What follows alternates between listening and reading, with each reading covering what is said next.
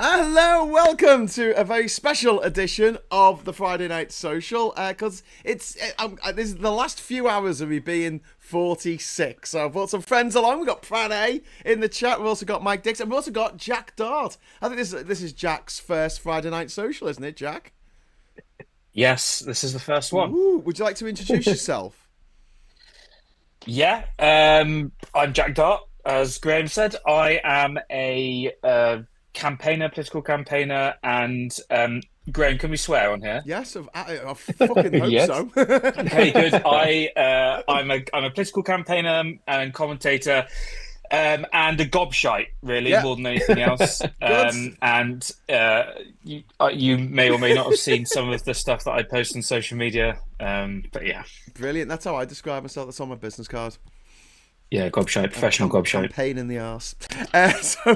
Big shout out to everyone in the chat there. We've got Graham Price hanging around. We've got Chris C. We've got One Angry Pagan. We've got What Pete's Music. Sarah Davis. We've got Vendetta. We've got Viper Scott in the chat. If you'd like to join them and us in the chat, just hit the subscribe button, wait for 1 minute, and you'll be able to join the chat. But don't be a troll. Don't be a bigot, or we will mute you and boot you.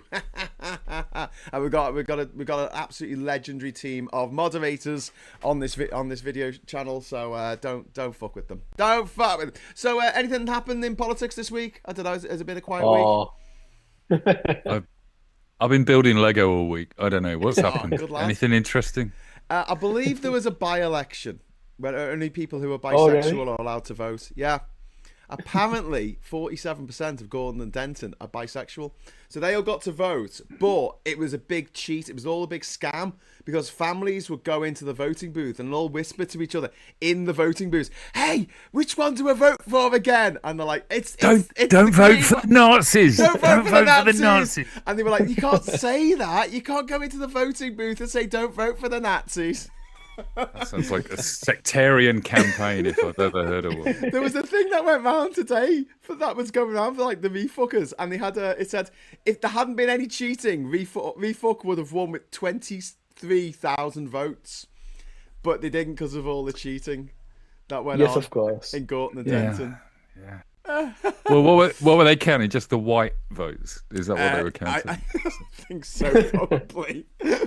Probably. But I love the fact that someone came up with instead of Mike Goodwin, what's his name? Matt Goodwin. Matt. Yeah, it was Matt Badloss. Yeah, he didn't handle himself very well, did he? not. But what do you expect? He stormed off in a big huff. Yeah. But yeah, so Pranay, do you thought the Greens were going to win this? Yeah, no, I did think the Greens are going to win this. I mean, the Greens had the momentum behind them, you know. And Mike, did you think the Greens were going to win it, or did you think it was going to be? I thought it was closer than it turned out to be, basically. But I did think the Greens would pip it. But I think it is because they've got momentum behind them. Not momentum with a capital M. With a capital M. Momentum. Jack, what was your take on it, Jack? I'm slightly different. I actually thought Labour would hold the seat. I mean, I know that by-elections generally are an establishment kind of vote. Generally, they're kind of anti-incumbent votes. So I thought they would obviously take a hit in that regard. But I did see a kind of resurgency after the right-wing press attempt to oust Starmer over the Mandelson stuff, and I thought that he built back some capital. I'd seen, albeit anecdotally, some evidence of that, and thought it might have just carried him through, but it was obviously not the case by quite some margin. Yeah. I thought it was. I don't think it's the. Sorry, the margin was just so big, Mike. I mean, like I was really it was huge. 28%. Yeah, and I think didn't expect that. And it wasn't. It was like the winning candidate, Hannah. She got what 40% of the vote. She got 40%. Yeah. And I think the next one was 29 or 28 or something like that. Yeah. Oh, huge gap. I was watching something today that said that tactical voting had definitely played a part, and it was, you know, I want to vote against the government and keep reform out, and that doesn't leave you with many options, basically. Well, Greens, yep, that was perfect. Yeah. That was the perfect But option, wasn't it? but you know me, I'd step back from the idea that this is the Green resurgence and they're going to take over the government anytime soon, basically. But because I think it, you know, by-elections, they're protest votes. Do you remember any of the results of the by-elections in Boris's years and Truss's years and whatever? You know, you vote anti-government as a rule in those situations, and particularly a year in. And then I think they screwed up with the whole Burnham thing to an extent. Whether it was the right decision or the wrong decision, it was a public decision, and I think that messed about with the local party as much as anything else. I think there's a lot of people in the Labour Party at the moment that would vote against the Labour Party just to punch Keir Starmer on the nose. Yes, which I come on. He deserves it. They deserve to win this. I've got to say, like, they've gone around systematically. You know that character in The Hitchhiker's Guide to the Galaxy who goes around insulting everyone in the universe in alphabetical order. Alphabetically, that is what Keir Starmer's been doing for the last 20 months. He's just been upsetting like every single group in society. He must have a list. And this campaign today and yesterday about, you know, vote Green, get drug addicts living in your house, basically. It's like, what the fuck? Yeah. That just wasn't don't cool, go was there. it? That really Don't wasn't go cool. there. Yeah, like, and I think that, you know, both Labour and Greens, to be fair, ran some campaigns that were not like as holy as, you know, but this is what happens in pre-election campaigning, unfortunately, you know, like they essentially know that the kind of the attack ads that they run on the other party or the other candidate just work. Yeah. And Labour, one of the problems with the Labour, I mean, we talk about this endlessly, don't we? They can't even do attack ads well. So they're Labour? they're comms, you know. Like, if I was going to attack the Greens at the moment, it would probably be on the environment. Yeah. Because it's the one subject area they keep avoiding at the moment. Which is really they're, weird. It's a bit they're like all the about Brexit Party Gaza and avoiding- trans issues, which is all great. You know, they're good policies, and it's good that they're getting wider policy It wins your positions. votes. Hey, we just had a mega chat. We just had a mega chat come in from Liz Allen. Thank you so much, Liz Allen. $50 US. Oh my word! Wow. Thank you, Liz. That is incredibly kind of you. Liz says, "Happy birthday tomorrow, Graham, and happy unbirthday." Happy birthday, Graham. Yeah, fantastic. Thank you so much. Happy And birthday. Cavan Lad has dropped a super chat in as well. Thank you so much with a slice of cake for me. And also Viper Scott is there. Mike Dix, sending you love and hugs, my friend. That's from our friend. It's also my birthday the week after next. Up in Scotland. Oh, really? It is, yeah. It's, Wow. Mike's also a Piskies. And Mike Galsworthy from European Movement, his birthday's tomorrow as well. He's my birthday buddy. We share a birthday. And it's my Mexican Maria's birthday on Monday as well. Oh, is it? Oh, Yeah. Also, Piskies people are boss. We're a bit fishy. We're a bit fishy. But yeah, and happy birthday for tomorrow, Graham, and that's from Chris C. Oh, thank you. Everyone's been very, very generous. I think I might release a confetti cannon. 3, 2, 1, confetti! Okay, cool. Everybody, Thank you, everyone. Jack, when he does that, we have to feign that we're really excited. I'm learning slowly. Yeah.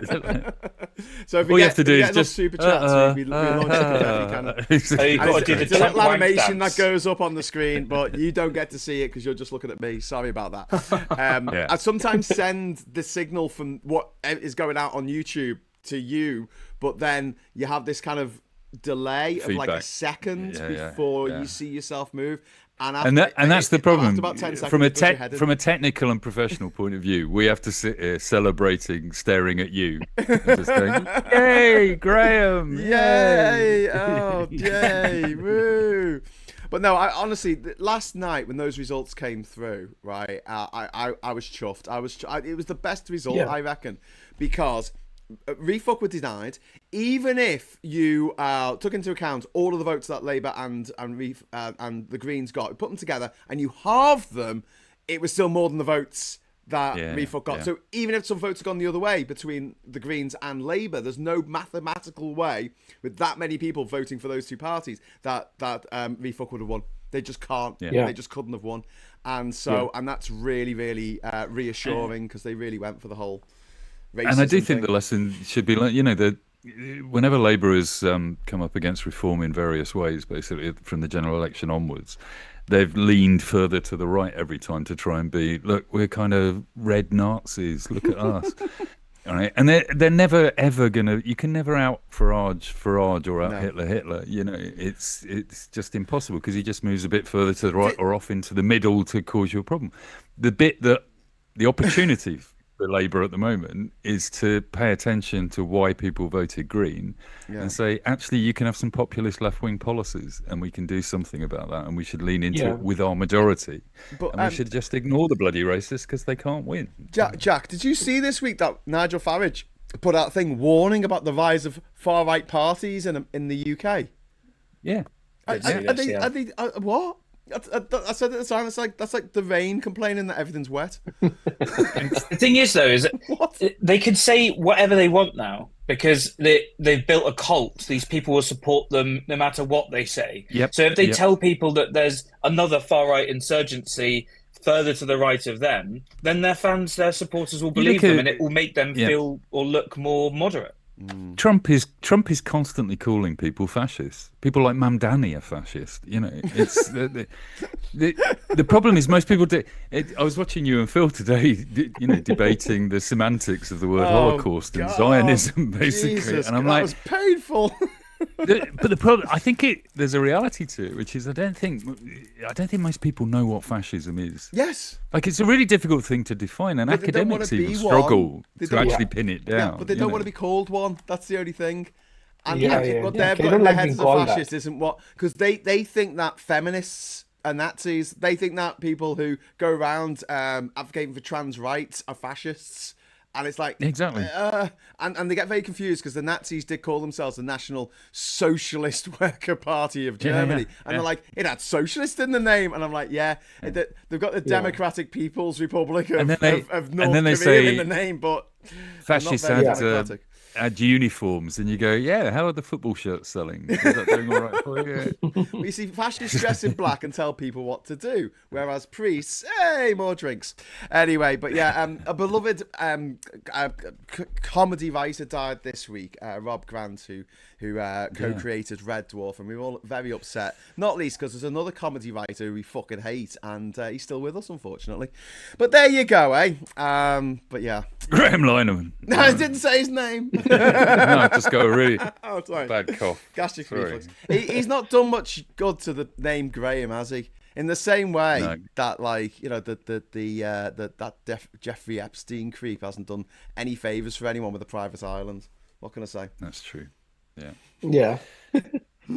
Although I am racking my brain to think of the good Grahams. Hang on, let me just... Graham Hill, the racing driver, father of Damon Hill. He was all right. Oh, Graham Greene, the writer. How old are you? 46. Gandalf Graham Hill was winning Greyhaim races from the Lord of the 2 years Rings. before you were born. Formula One.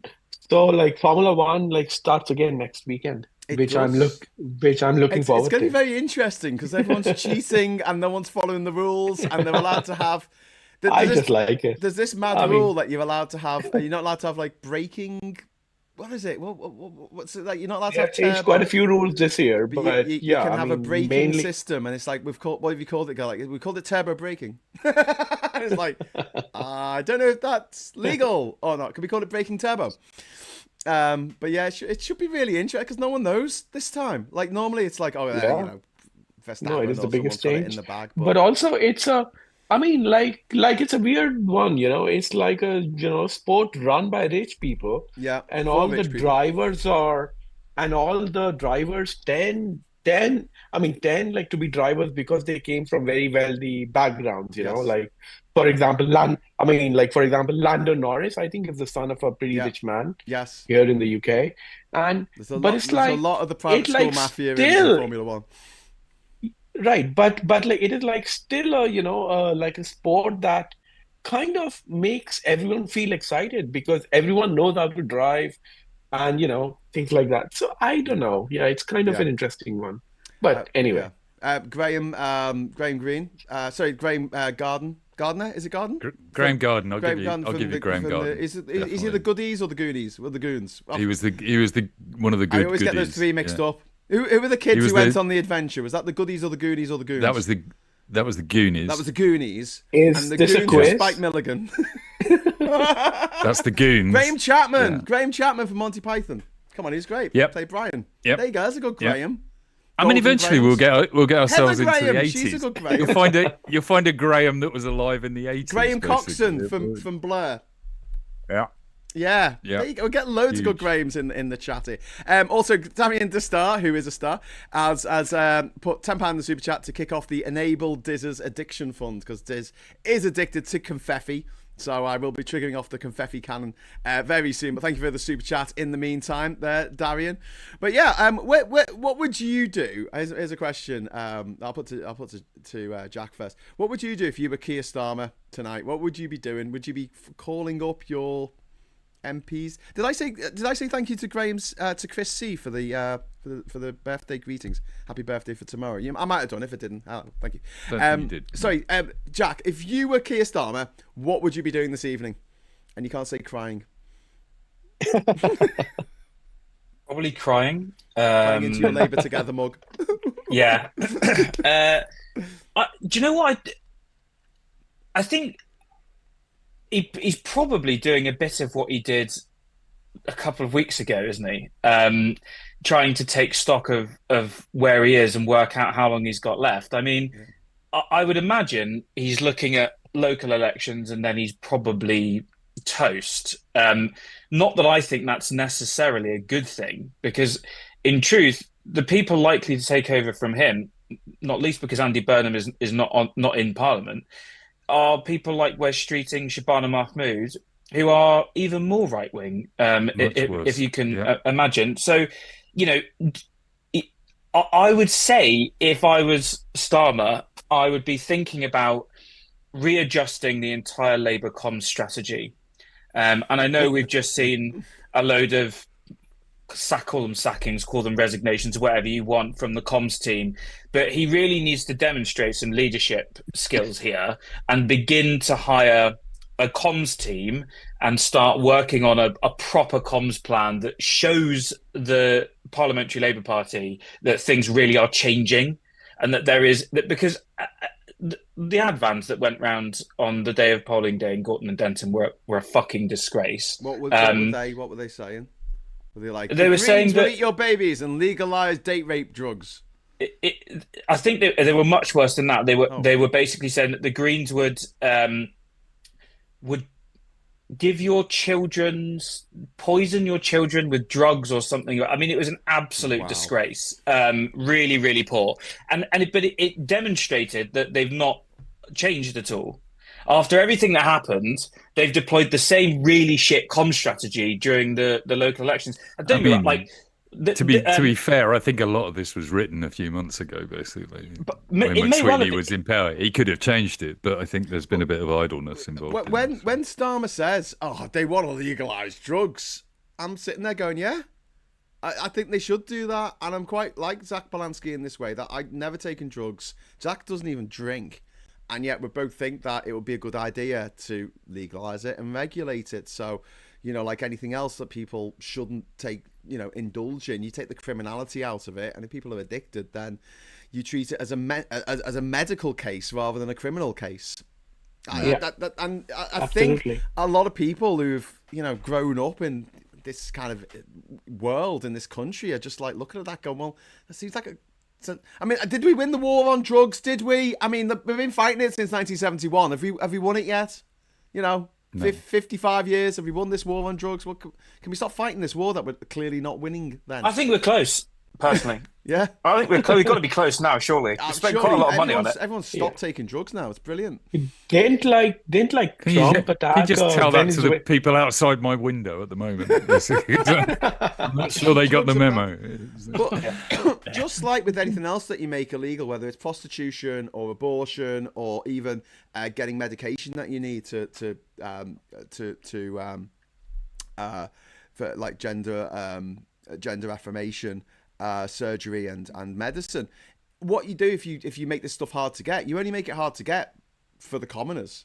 The lords and the ladies, you know, the aristocrats and the neo-aristocrats and the private school mafia, they can afford to go somewhere else and get it. They can afford the drugs to buy it off a dealer. They can afford. Do you know what I mean? Like it never gets rid of it. It just moves it into a different group in society, which is generally the very rich and also the very desperate.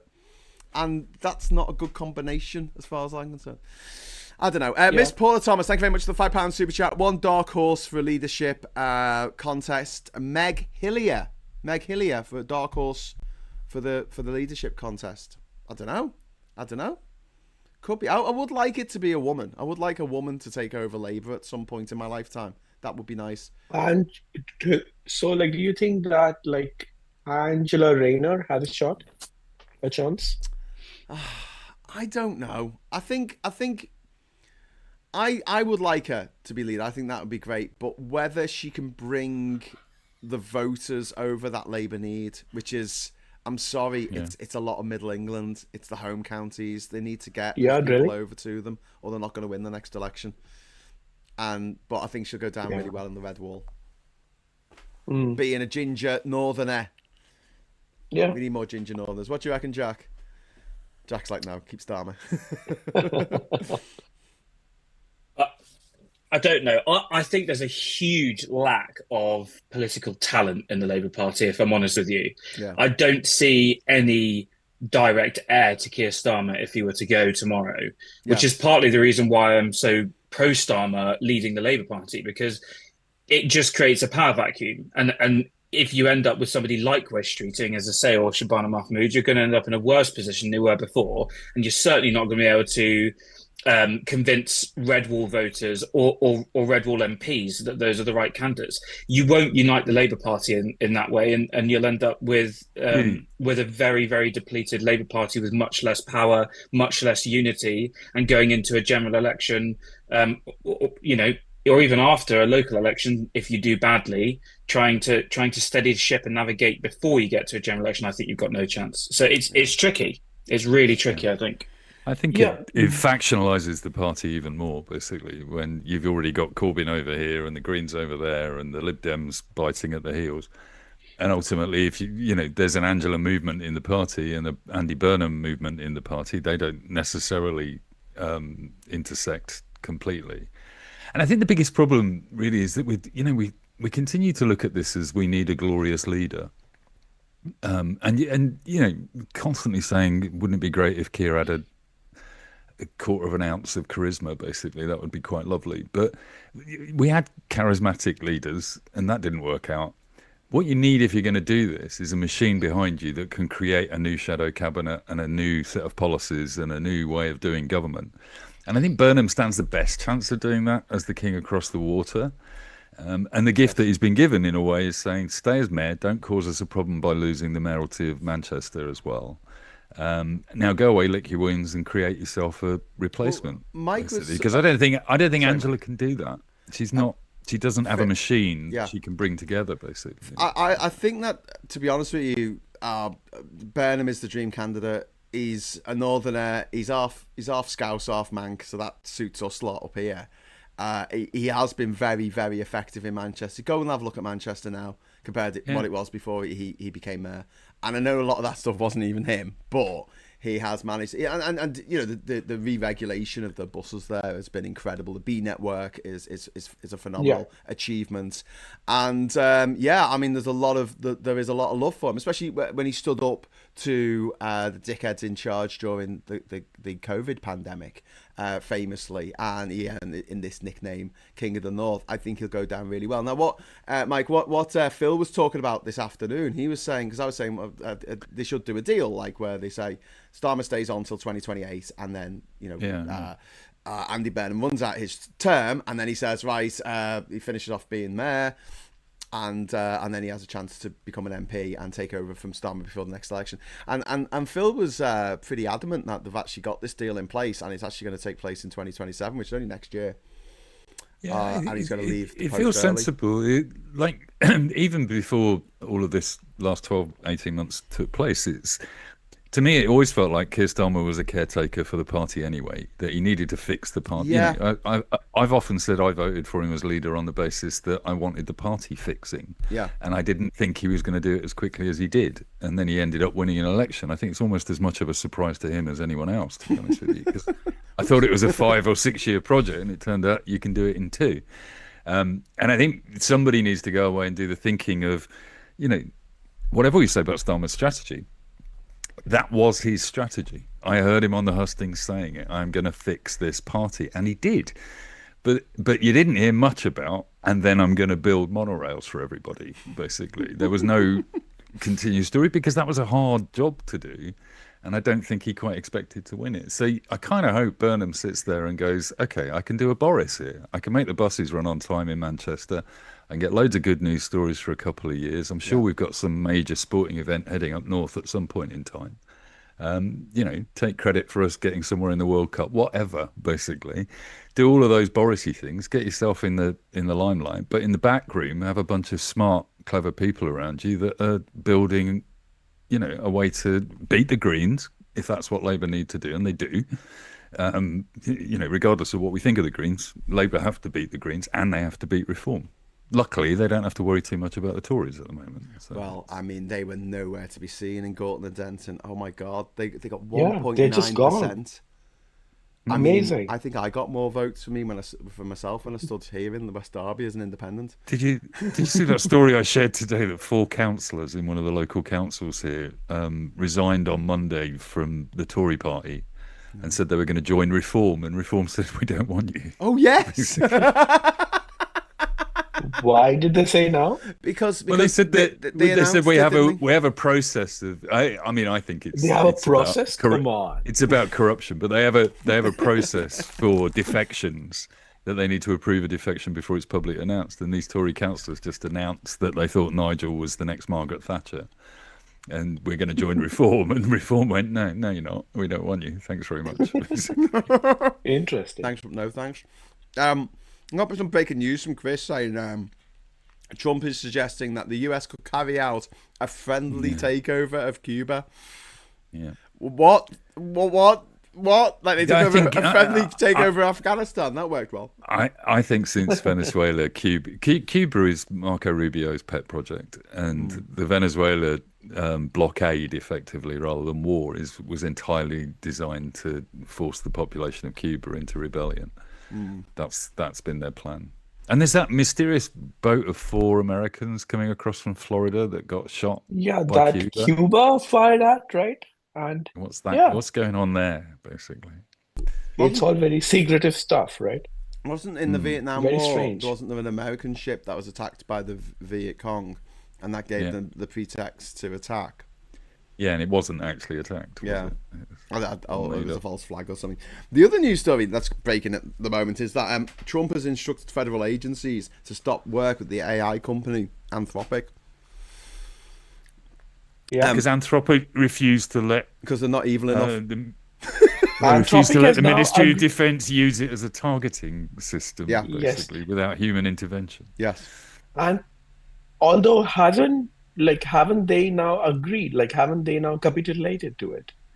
Well, the Ministry of War, or whatever they call themselves, Yeah, signed yeah. an agreement with Grok, with All XAI. right, okay. Jesus Christ. So that's all right. So they'll be using Grok to target people for missile attacks. That's awesome. Well, I mean, it is not hard to imagine a future because it's possible right now with like current tech, right? That you can have robot soldiers, because if robots can dance, like as we've seen videos all over social media, and if they can move and open doors and walk and run, and all those things, then surely they can go into a battlefield armed with guns, and you have got AI that can visually target enemy combatants and just shoot them and kill them. I mean, whatever. this is the practice That's war the- we're having in Ukraine now.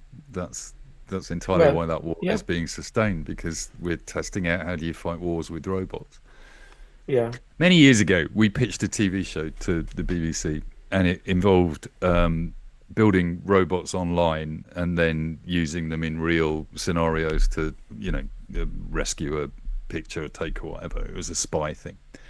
And I actually went to see a robot engineer, a professor in Surrey University, to figure out whether the joints we were planning to make for this game were actually, you could practically make something like this. We called it a universal robot joint. And he'd got something that did it. It reshaped itself, basically, and it could become an arm or a leg or whatever.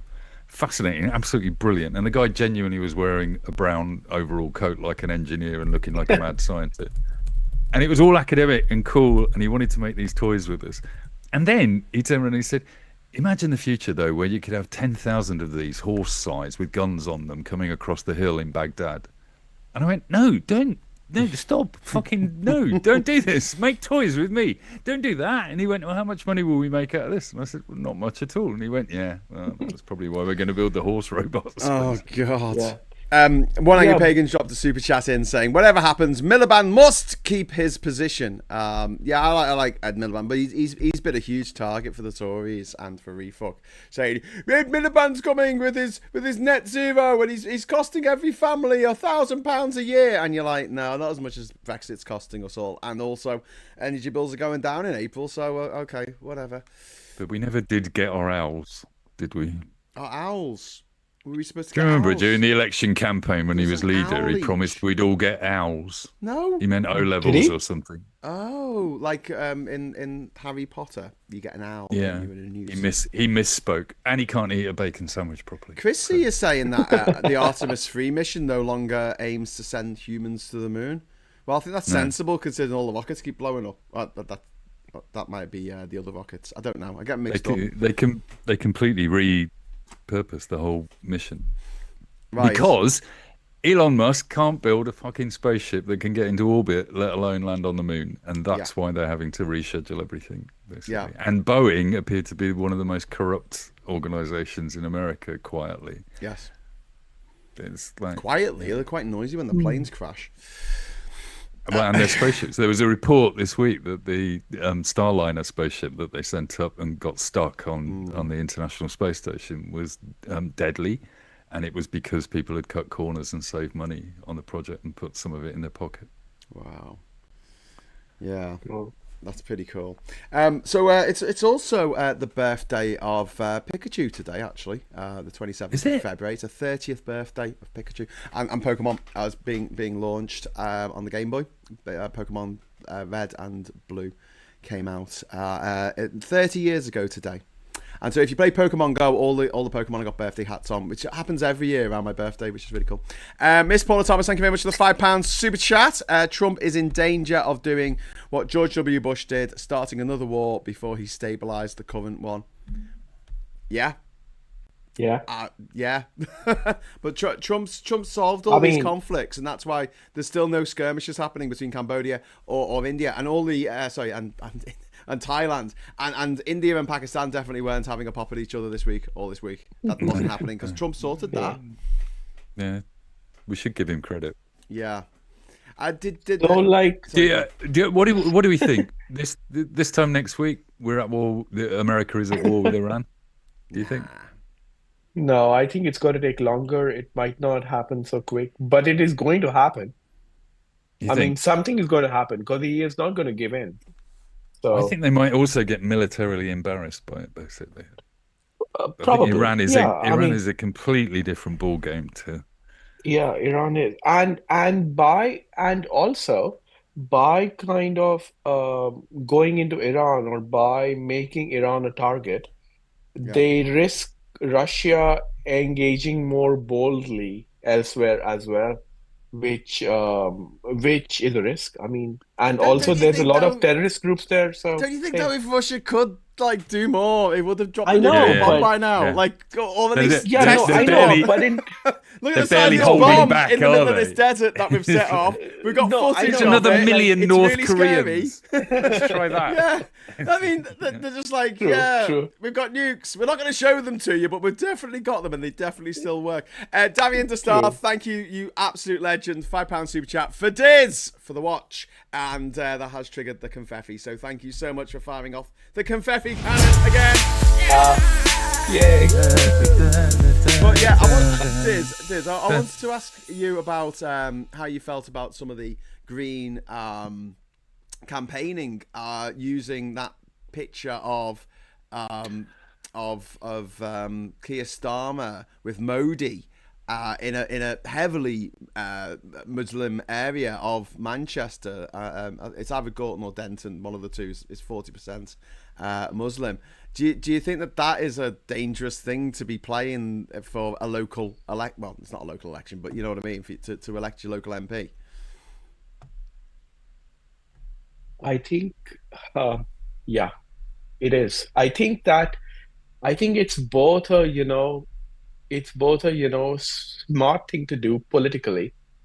Like if you don't care about the effect your political campaign has on a lasting basis on people who see and engage with your campaign versus, what is true. And I am not a Modi fan by far. Like I am completely and like yeah, like I am completely anti-Modi for sure. But to bring, but to associate, uh, or rather to reinforce the association of all these evil people together. Like Modi is a different flavor of evil to Benjamin Netanyahu, right? And to like Vladimir Putin. And so so personally, I am hesitant when anything happens that connects one to the other. I think they are bad enough on their own to look at them to look at them on their own, but to associate the British Prime Minister, which here I have some empathy for, Starmer, because Starmer has to talk to all these leaders, right? He has to, because this is the job of the British Prime Minister to make sure that we had a trade that, I mean, to like make sure that we had a trade deal with like India, or to make sure that, whatever people might think about what we should do with our like Israel relations now, but the fact is that he has to keep them going, or he has to talk. So yeah, all of those things. I mean, it's a challenging one. And once you go there, once you reinforce the stereotypes and the fears people have, then what makes you better than the other side? So yeah, there is Yeah. that question. I think it's a bit sly when you're dealing with like international diplomacy, and we have to associate with the other countries in the world because we live in the world. And yeah, it's like, so let me get this straight: if the Greens get in to power, they're going to not have any kind of diplomatic relations with India. Yeah, Okay, right. so we're going to have no people getting Indian visas. We're not going to have an embassy or embassies in India. Are we not allowing Indian embassies in the UK? I mean, how the fuck is that going to work? Right. That to me was just a little bit like, Yeah, what I are think you you? were saying in with Phil this afternoon as well. It's like when people were being elected to the student council or whatever at university, and they're going, "I'm going to stop the war in Iraq," and you go, "No, you're not. You're going to book some bands in the pub on Friday. That's what you're going to do, basically." Yeah. So I think this election, the by-election was fought on all these national issues as if anyone but the Labour Party could do anything about them at the moment. I don't know why we do that. A by-election to me should be about how you're going to be represented in your seat, and we accelerate the whole thing up and we turn it into an opinion poll, and we say, well, this means that now we've elected a Green MP that we're going to fix Gaza, and you go, well, you're not. All the things that you promised on the stump, you can't do anything about. You can just make a speech that nobody will hear because Farage will just drown you in racism. So. I feel a bit like maybe I'm just in a very pessimistic mood about it all at the moment, but I just think that we put far too much leaning on these by-elections and the possible outcome from them, and we fight them on national issues and international issues. And I know it's contentious, but yes, Gaza is a nightmare. No, we shouldn't be doing what we're doing to support them necessarily. We can have that debate. But fundamentally, that isn't going to get the potholes fixed in Manchester, is it? No. Basically, it's not going to make sure your kids are going to a decent school that's not full of asbestos. It's not going to improve the cost of living and make chicken affordable on a weekend. Basically, those are the things that people really care about. But I think in reality, I think one of the things that endeared Hannah to people in Manchester was the fact that she was a mank herself. Although Terry Christian reckons she's a posh mank, which I don't really understand. That sounds like an oxymoron. Do you know what I mean? Posh mank.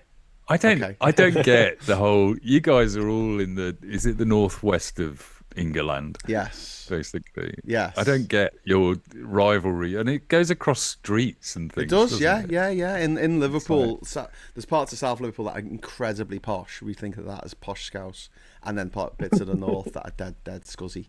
But yeah, I mean, there was a great tweet put out by Tom Roberts today on Blue Sky saying Hannah Spencer, the woman who won for the Greens, walking into Westminster, sucking her teeth, tutting and muttering, "Tell you what, you've had some cowboys in here." Because she's a plumber, Hannah the plumber, and also she just qualified as a plasterer as well a couple of weeks ago, and you know, people like that. People go, "Oh, she's actually fucking useful." And honestly, right, I will absolutely take that. Do you know what I mean? Because there's so many politicians who go through that. You know, they go to the posh schools, they go to university, they do PPE, then they become, you know, an assistant to a counsellor, then they become a counsellor, and it is just a pipeline. And to have someone who's coming a bit from outside, I think it's a bit refreshing. We for absolutely people. need to shake that up. Yeah. They do warm to it, and her being a woman as well, which is great, you know, because all plumbers in my head look like Super Mario.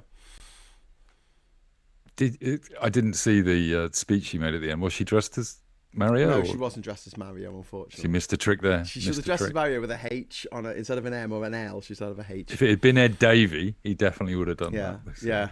Luigi was the green one, wasn't he? He had the green hat, and Mario. Yeah, had that's the red probably hat. the problem. Yeah, that's probably why they avoided Stick one to Mario, Luigi. But yeah, I thought she did phenomenally well, and I was shocked by the size of the win. It was.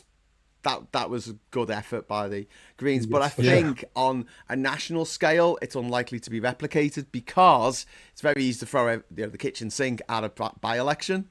But for a general election, 650 seats up for grabs, your resources end up the getting Greens, spread quite thinly. their membership's doubled, hasn't it, since Zach took over? I think they're doing all right on I membership. think it has. I don't know what they're doing on quadrupled or sponsorship. something, Yeah. Yeah.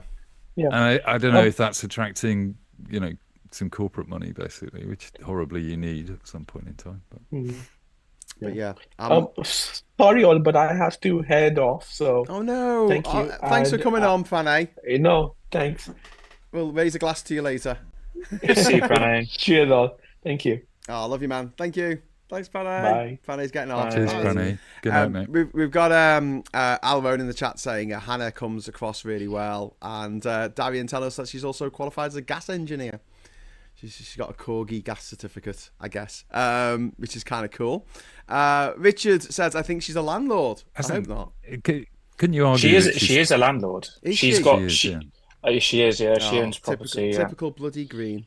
Oh well, I don't like her anymore now. Down with landlords. Except for me, I'm the best landlord ever because I actually pay my tenants to stay in my property to fend off the pirates that would otherwise. I had an idea for your island today when I was watching the NASA announcement about the changes to SLS, etc. Yeah, you're so close to the equator that you should offer up your island as a launch pad for a rocket company. That would be insane. That would destroy all of the mangroves. It's a mangrove. Yeah, but think of the moolah. Yeah, but you only do it once, and then all the mangroves will be gone, and then the island will just get flooded because it's got the protection from the elements. This is why people like Elon Musk make money, and you don't. This is the problem. You've got a fucking island on the equator. You could launch rockets from there. Bugger the mangroves. He doesn't care about the environment. Did you see? Or one of his spaceships washed up in Barbados or somewhere today. So it was supposed to be destroyed in the atmosphere, and he always says they get burnt up in the atmosphere each time, basically. And the whole rocket nose washed up on a beach in Barbados. They've turned it into a tourist attraction. James Horner, £5 super chat, thank you. I hope Zach is ready for the firestorm he will face now the super rich know he can beat reform. That's a point. That's a point. They're going to go after him. Sorry, Jack. What were you going to say there? You came up with an idea. Well, I was, For the rockets. no, I was thinking more about your island. If you could, I think you could repurpose it and pitch it to ITV as a new location for a new TV series called Love Island Brexit Edition, where you get Remainers and Leavers in the same island and see if Hate Island, Sparks fly. and see if they could find love there. I think that would be a good use of the island. Perfect. I did write to Darren Brown about setting up a fake cult on my island, and getting like half the people there to be actors and the other half are real kids from, I don't know, California, because they love their cults, and just see Graham, the madder things that you can get them to do, and see if they'll drink what they think is poison Kool-Aid at the no, end. Graham, seriously, kids and islands, I would avoid. Oh, sorry, I just meant young people. God, I didn't mean actual Graham. children. Young people. Graham trying to lure young people to his No, private. that's not what I meant. Oh my God, Jeffrey Epstein is haunting us from the depths of hell, where he is currently burning.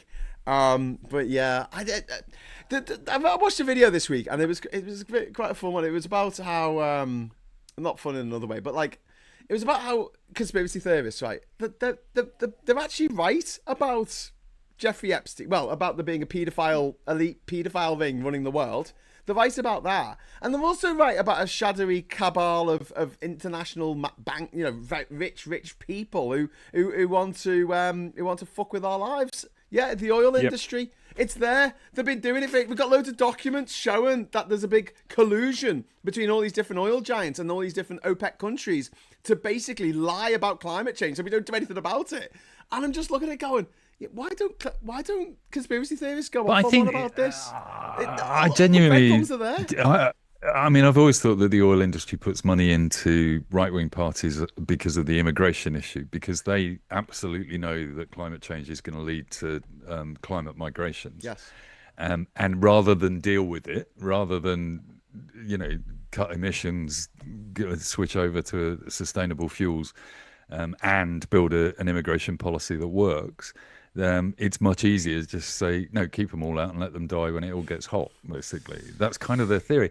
And I think when you look at all of these conspiracy theories and the way that they're funded, it's projection, most of it. It's like, yeah, there are paedophiles out there. Hillary Clinton runs them in Pizzagate. She was asked questions about that yesterday She was asked about Pizzagate.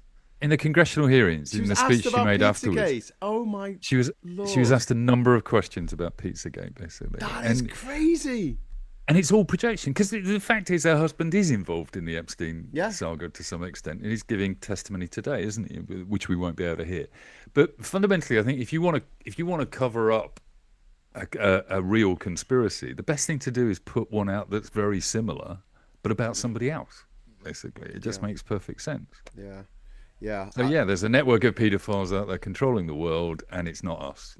That's the story, basically. Do you reckon that that this is going to backfire, them bringing the Clintons before this select committee in America? It would be backfire because when the Democrats take over, if the Democrats ever get to take over again, aren't they just going to drag Trump up and say, no, you can't take the fifth? I don't know. What do you think, Jack? Because my worry is that because they impeached Trump a few times and Trump's put this story out for years now, that they just keep trying to use the law against me. When he uses the law against them, it's just like, well, you did it to me. And I think when the Dems do it back to him again, it's going to be that story for the next decade or so, really, until something changes about their system. Probably. I mean, I suspect the Democrats will win the midterms. If they're allowed to go ahead. He's gearing up, isn't he? He's making sure that ICE is all tooled up, the latest weapons to go and hang around outside voting booths to make sure if you're not wearing a red hat, you can't get in. So it does sound very, very sinister, doesn't it? Yes. I mean, a completely different topic, I suppose, but it's all tied together. All of this, it's all about maintaining control. I mean, you only have to sit and listen to. It surprises me every time I hear it. But Steve Bannon obviously goes out into the media all the time, talking very clearly in no uncertain terms about what their plans are and what they intend to do over the next 5-10 years, and how long they need to be in government to achieve the things they want to do. And he does this all publicly, so we hear it all firsthand from this idiot, and nobody takes any of it seriously. And so it's absolutely clear what he intends to do. Hello, Scott. Hi. Scott meet Jack. Jack meets Scott. All right, Jack. How are you? Yeah, I'm good. Thank you very much. We're just talking about Trump and just the shit fight that's gonna be that is to come at the midterms later this year. Oh, okay. Literal shit fight, because I think people are going to be fighting in the streets. I think it's going to end very, very badly this year for the Americans, which is why I really want us to divest all of our everything. I was going to say money, but it can't just be money, can it? Our nuclear weapons, our internet, our search engines, our video streaming platforms. Can we have an EU tube, please? We need a digital sovereignty act, like what the French and Germans are doing. Yeah, definitely, massively, definitely. I think we should have an energy sovereignty act that will bind future governments to targets to not buy all of our energy from other unstable countries that like to chop up journalists with a fucking bone saw, or hang people for being gay, or I don't know, invade their fucking neighbours and kill 100,000 people. I'm just saying, like, they shouldn't necessarily get to control how much it costs for us to drop the kids off at school. So there you go. And Flump can try to fuck with the elections, but they will happen in some form, says Diz. I really hope that. And Liam is saying, bank cards, yes, because both the EU and the UK are looking at that, having their own version of Visa and MasterCard and Amex, because obviously they're all American companies. I think we used to. Wasn't like the Civis network? Wasn't that Visa used to be run by Barclays, but they sold it years ago. Was that Civis? Yeah. Well, I think they've all tried, but the internet led to a global wasn't Switch and credit Solo? system. Yeah. Am I just making that up? Can't remember, something like that. So was Barclays the first to have an ATM? Barclays ran Visa. They were the first. They launched Visa originally. Oh, did they? But it was. So it was a British company, and we decided to sell it to the Yanks, and now the Yanks are holding above our head like a bully with our lunch money. Is it British? In 2008, they kind of became slightly less British, basically. Well, yeah. They didn't take the government bailout. They took the Saudi government bailout. Access was Lloyd's, apparently, according to Chris. We're just going to have to go back to that. We're going to have to go back to... But, the machines are there. The technology's there. They just changed the codes, I think. I don't know. Give everyone a new card. Unquiet Badger saying, Jack saying hello to Scott was like an awkward first date. There you go. Hello, because Scott. we have never met or spoken or ever seen each other before, so yes, that makes why. Sense. Hello, Scott. What kind of music do you like? Can I get you a drink? How are you, by the way? Not great, actually. I'm gonna bail soon, just because long day and lots of pain. I've got a operation on Tuesday. It's on Tuesday now, yeah. Yep. Okay. So it's all good. Well, we'll definitely drop you a line, make sure you're okay. So when's your birthday? Is your birthday the 9th? The 9th. And, Maria's coming over on the 7th. Okay. It should be great. Oh, nice. And she's been sending me Lego. Have you seen my Lego? No, show us your Lego, Mike. Let me just show off Lego. Look. It's Wally. Wally. Sent me this last Saturday. Okay. And very then cute. Yesterday, I got this and I built this morning, which is Leonardo da Vinci's. I watched the video of you building that, Mike. That is very cool. It's just engineering-wise, that is an incredible piece of kit. Does it fly? Have you thrown it yet? Throw it out the window, see if it flies. I think it flies. I don't think it lands very well. All right, it just crashes. I was reading in the notes today that apparently one of his friends built one. One of Leonardo da Vinci's friends. Yeah, and broke both his legs. Yeah, you jumped probably off a see building with it. But then, look, I'm showing off, but because Maria sent me that Lego last week, which was perfect timing. What else did your because girlfriend my brain was all over the place, right? Oh, you're And gonna she make sent me this Scott? thing You're that I gonna then make built. Scott jealous here. Look. No, but I posted it, gifts? and my brother sent me this. Yeah, it's Bloody Morgan. Cute, very cute. And I also Super Tansky sent me this. Oh, nice. A book nook. So I've now got. What it's the hell's like a book nook? I think that's a book You nook. put it in between books, and it lights up. It's okay. actually they're beautiful. Does it make it look like you got more books than you actually have? Yeah, I was about to No, say. in this case, it's a Japanese wine merchant. Do you know, here's the problem with I know what books. they are. Yeah. Here's I the know problem what with they are. books, right? That books are like this the infuriating thing, because if you read them, it fucks them up. If you just put them on the shelf, right, they look boss They look until you gorgeous, read yeah. them, and then you Yeah. fuck them up by reading them. So you're best not reading them. So what you want to do is get books and then just get like the Kindle version, read the Kindle version so you can actually know what's in the book, and leave the nice version on your shelf. But then when people come to your house, they'll see the copy on your shelf and see that it's obviously not been read, and then think less of you for not reading that book that you have on your shelf. Yeah. Well, not everybody goes to people's houses and is particularly that judgy. I am.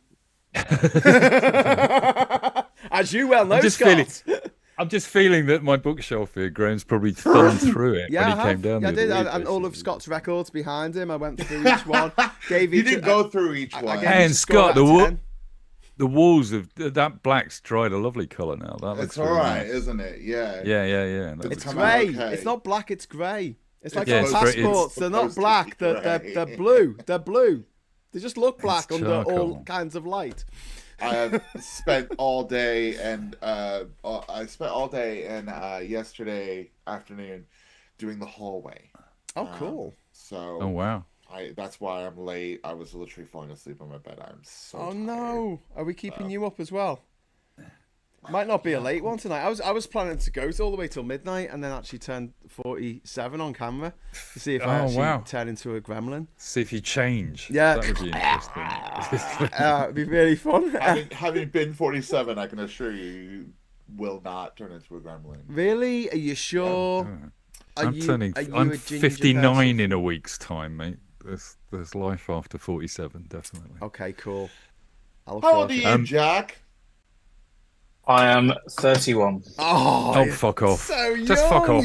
Oh, Baby. Fuck. 31. Yeah, but in fairness, I started making 31 noises and you're when I allowed get to up. stay up this late. I know, you should be in bed by now. Listen.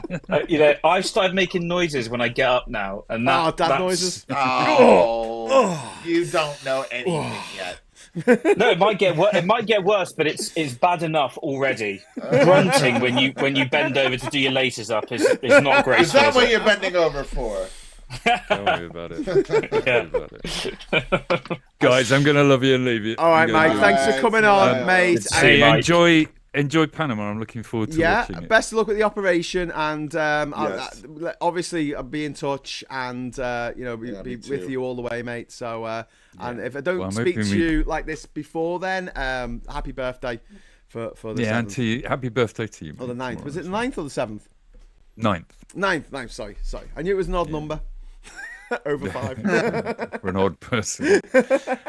All right. Thanks, guys. Happy Love you. birthday, Nice to mate. meet you, See Jack. you later. Alright, Love you too. take care, Talk mate. soon. Love you. See you later. Bye. We've got Kieran Crossan in the chat here with a £10 super chat. Happy birth stroke Scouse Day, Graham. Recently, every week has felt like a decade of news. Good luck with the op, Mike. I'll pass that message on, Kieran. Thank you very much for the super chat. And this has been the longest 2 months in terms of news and politics. You know when Trump was threatening to invade Greenland? That was this year. That was literally this year.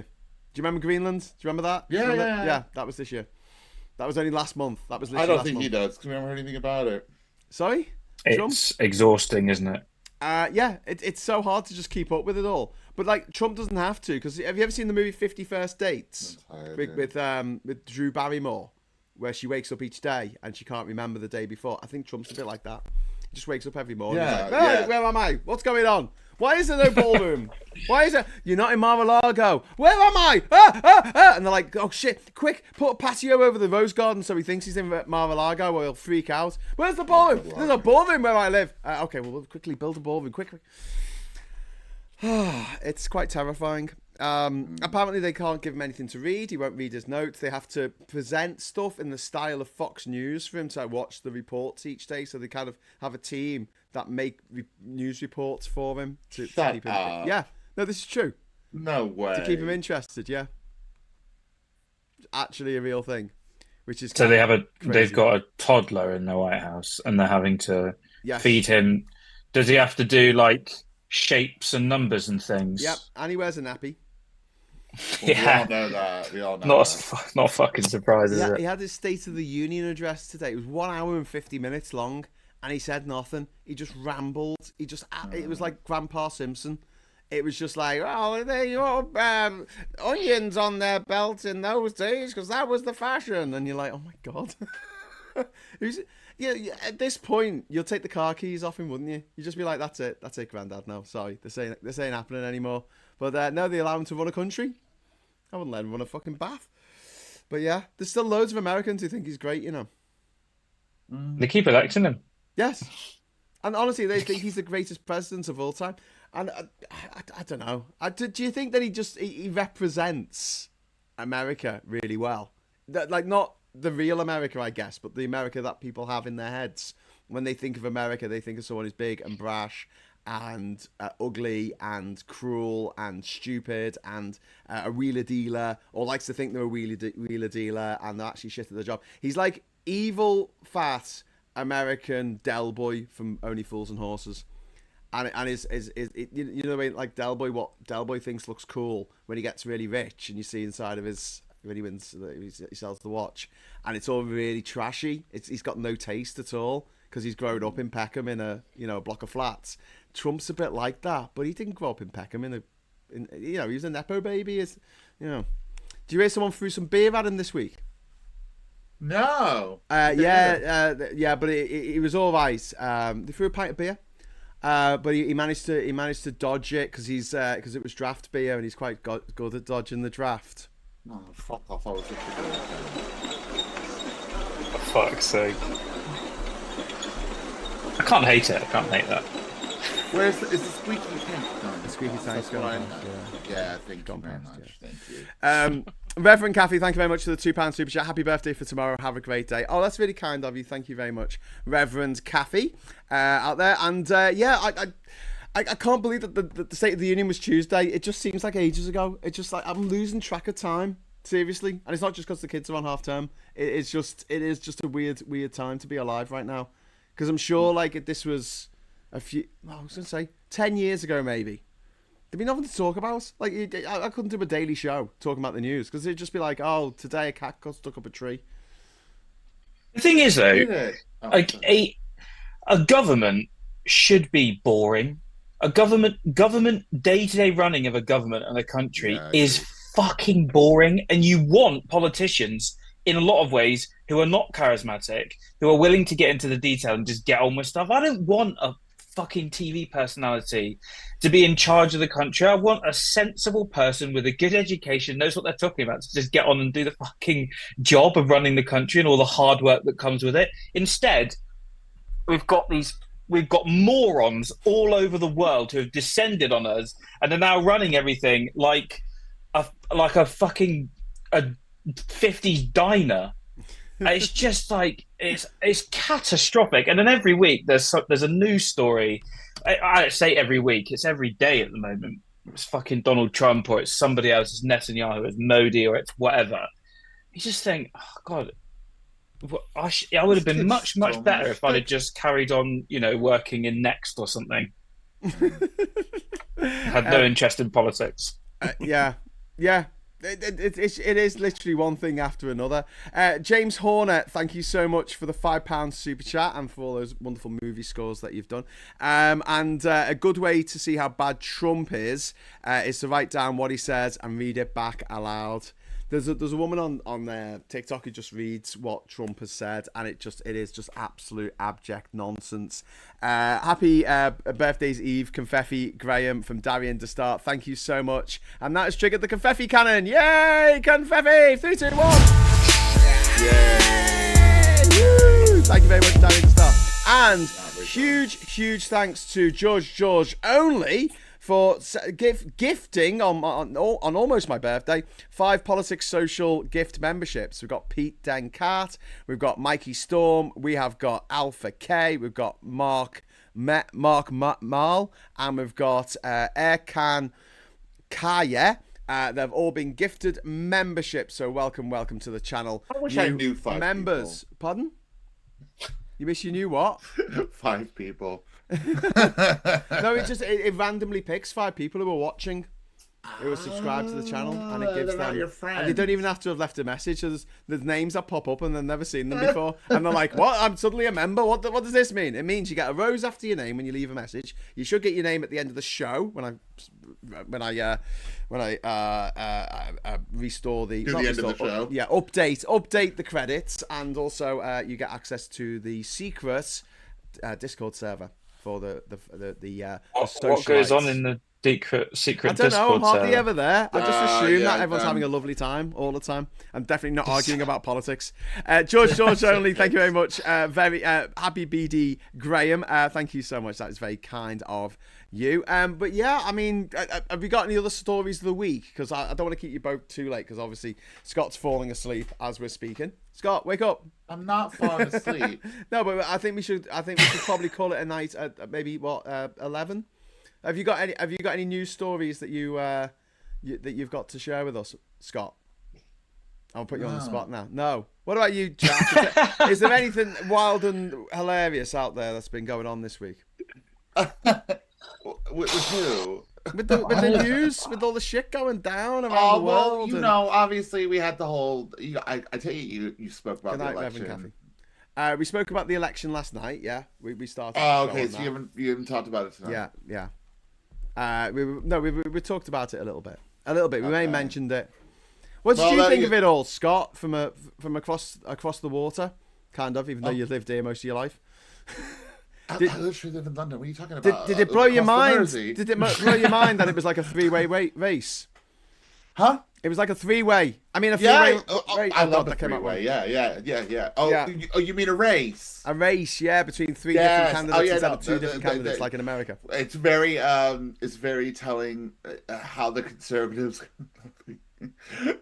Apparently they lost their deposit or something. You got to get 5% of the votes to get your deposit back. They got 1.9%. Yeah, and Kemi Badenoch still wrote like a 3-paragraph fucking statement about it, and it was like, girl, you don't even understand how irrelevant you fucking are. Like, no one's reading this statement. No one gives a fuck. You are stupid. And I thought that was quite funny. And yeah, I think it's really good, obviously, for the Green Party and lefty politics, I suppose.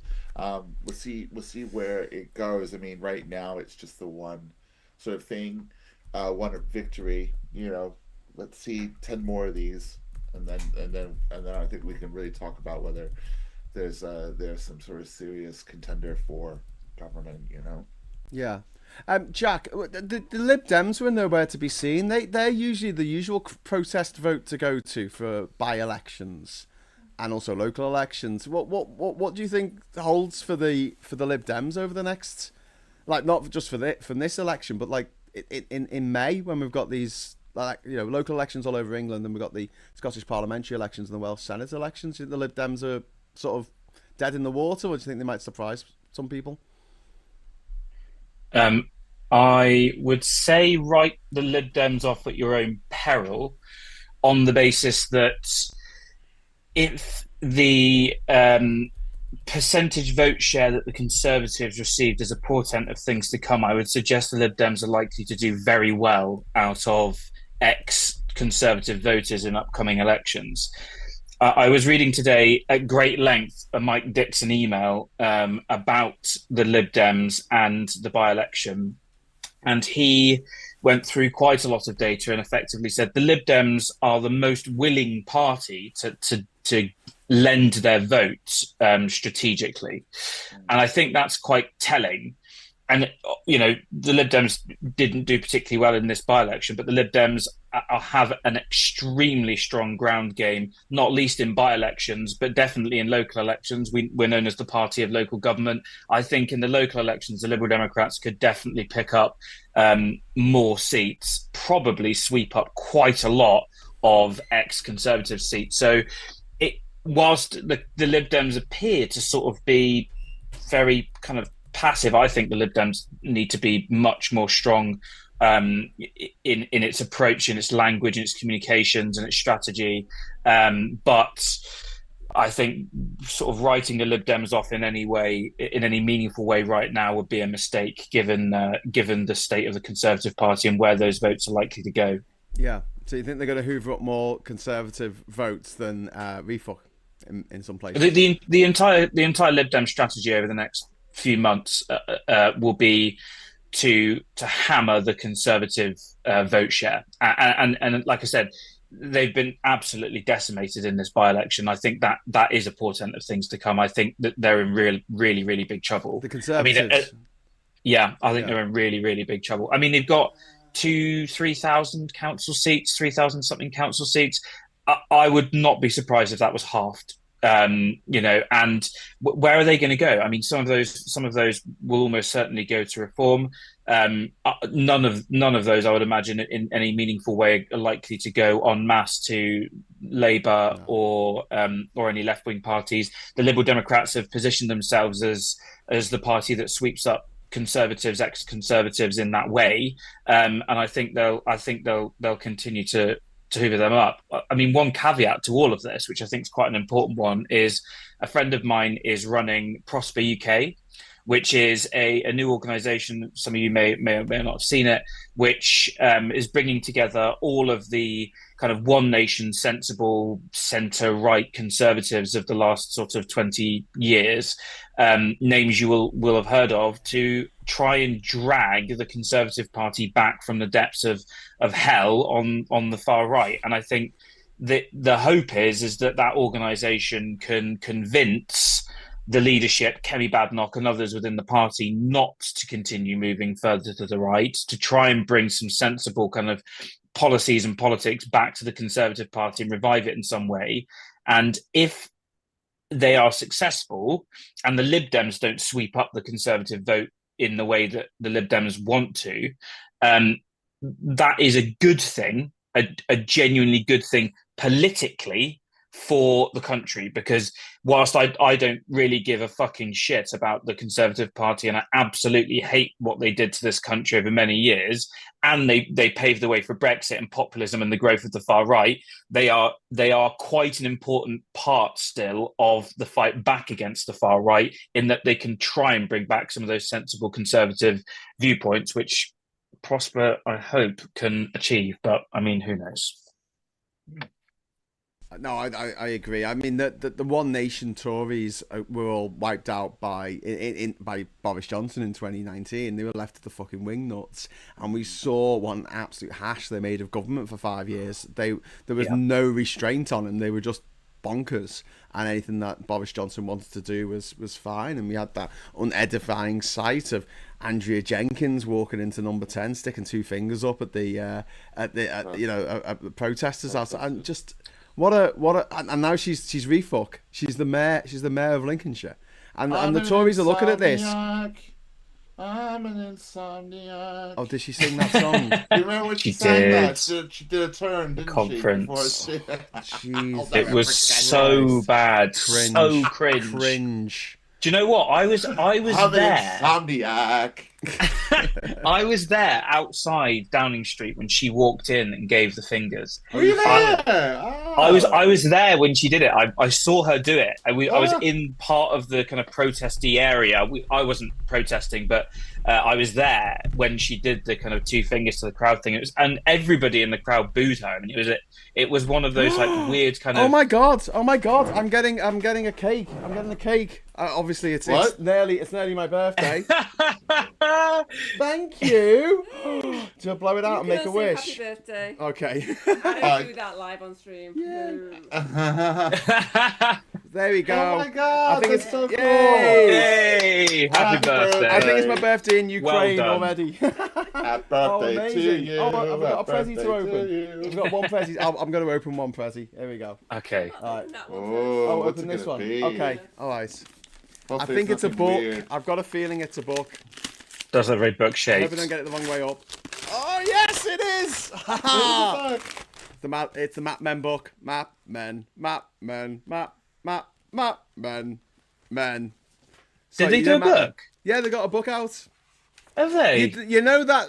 Have you seen the episode where they dress up as me and my mum? Have you No, not seen that? I've not seen Come that. over here, mum. Come over here. So, right, this is my mum in real life, right?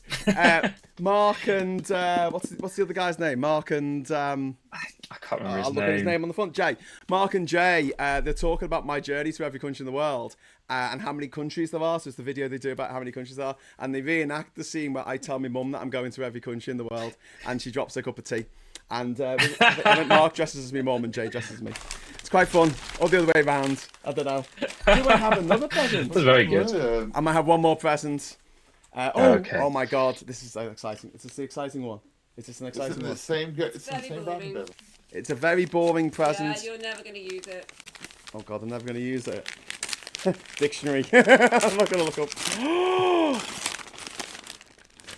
Awesome. OMG!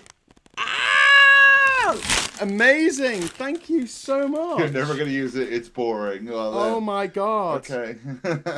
Thank you. Well, your Thank you. YouTube Is channel that from can both kiss of you? goodbye to any of these socials Oh, then for the wow. next 6 weeks. Everyone in your Well, life. they are anyway. And it's got Mario Kart World in it as well. Oh, that is epic! Thank you so That much. is amazing. Oh, thank you. There we go.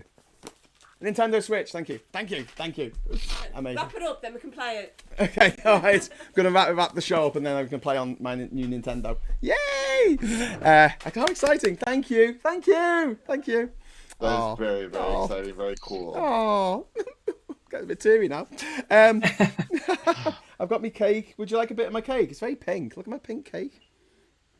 I think Always want a bit of your cake. Scott approves of this cake. Is that because I'm a homosexual? Yes. So yeah, it's also it's Pokemon's birthday today. It's my birthday. It's Mike Galsworthy's birthday tomorrow, and it's Maria's birthday next week, and it's Mike Dix's birthday on the 9th. So everyone's having a birthday soon. So it's all a lovely birthday time of the year, I think, for lots of people. So that's good. And tomorrow it's first day of spring, I think. Is it? It's supposed to be, but it stopped raining. Has anyone checked? Oh no! I know it rained actually this evening in London. Oh god! Yeah, it did. It actually rained. Can it please Yes. stop raining? It's raining. It's currently raining in London. Literally raining where you are. L's put damn again, not a space hopper. It's like Mr. Hoppy. Where are you, Jack? Sorry. I'm in Uxbridge, which is not actually London, really. It's basically not in London. You're on the other side from me. Yeah. Okay. Well, yeah. So listen, guys, we're going to wrap it up for 11 o'clock. If that's okay with you. Sure. Because obviously, I've got a big day ahead of me tomorrow. If anyone is in the Liverpool area or has access to Radio Merseyside, I'll be on the radio tomorrow at 12:30, talking about Global Excellent. Scouse Day, which just happens to fall on my birthday. Who would have thought? Who would have thunked it? So and then I'll be going to Marboyle's Oyster Bar. Near the Liver building to have some scouse for lunch, which should be fun. Then I'm doing an outdoor escape room, Scott. An outdoor one. Yeah. Hope it don't rain. I hope it doesn't rain. They give us an iPad and we've got to run around the city centre collecting clues and solving puzzles. Really? Yeah, I'm such a nerd. Good lord. Yeah, it's That's gonna pretty be good fun. It should be a good laugh. It should be a bloody good laugh. Davy Interstar, thank you very much for the £30 super chat. Thank you so much. Happy birthday, Graham. Get yourself a bottle of golden rum. Oh, that sounds like a good plan. I will absolutely do that, my friend. Thank you very much. And that has triggered the last of the Thanks very much. Oh yeah, Still getting used to this weird confetti thing. He's like, what is this confetti thing? You're gonna have to watch this back insanity, after it's gone out, so I can see what's happening. Yes, so you can see. Oh, the you can see where it's going out. I can't. I just see a Zoom call.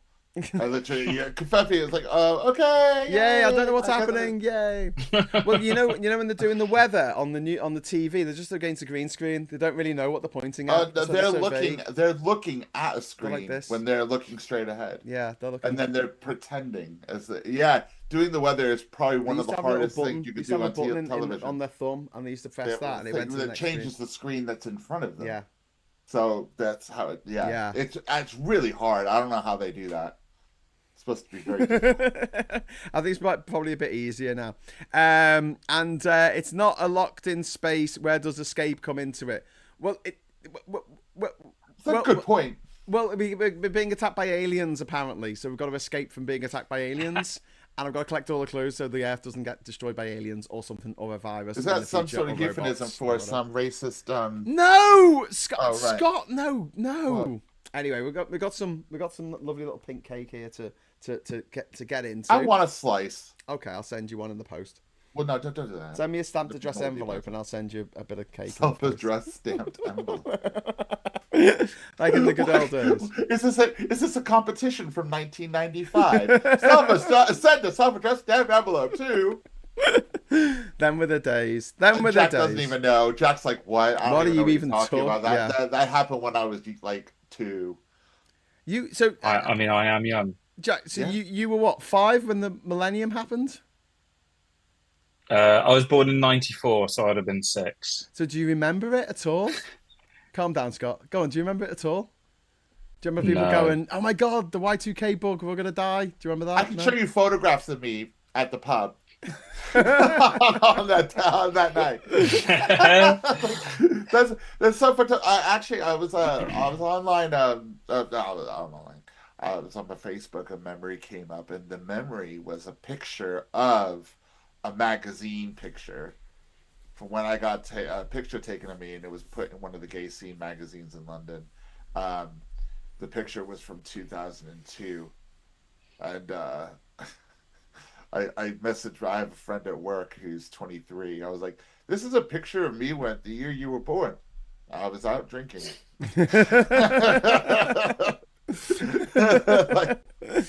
Yeah, that sounds about right. Yeah. Anyway, right. Well, we're gonna leave it at that. Sorry, you're not gonna get to see me. Actually, look, if I could pretend I'm in France and I've just turned 47 now. If I'm in France, yeah, but I'm in the UK, so apparently I've got to wait another hour. God damn you, Greenwich Mean Time! I actually thought there was a risk that me and Scott were going to be forced to sing. Yeah. On this stream. Yeah. Which I already did. Did you? Oh. I'm an insomnia. Oh yeah, you did. You did. Oh yeah, no, you did do it. Yes. Yeah. But yeah, in fairness, that's majestic. Cat and me mum are like, we're not singing. I wouldn't be doing any singing. Anyways, Jack and Scott, thanks so much for coming on the show tonight, and thanks everyone for watching. You'll be watching the Friday Night Social. This is going to be the last Friday Night Social probably for a little while, maybe. I don't know. If I can set something up, I'm going to Panama on Tuesday. So if you, I don't know, I'll try and sort something out. I can't do multiple people being on the stream at once on my phone, I don't think. Maybe I can find out a way of doing that. It might be quite cool. I'll look into it while I'm on the flight or something. But if not, I will be back each day for Island Brew, which will probably be about 1 o'clock or 2 o'clock in the afternoon, and that'll be the morning for me in Panama. So please join me for that, and I'll take you on a little tour of my island, and we'll get some shit done. Things need to be built, Scott, and things need to be painted. There's going to be a lot of painting going on. My hands hurt from painting right now. I don't have any dungarees to do me painting in. Apparently, Hannah, our friend Hannah's bought herself some dungarees to do the gardening in.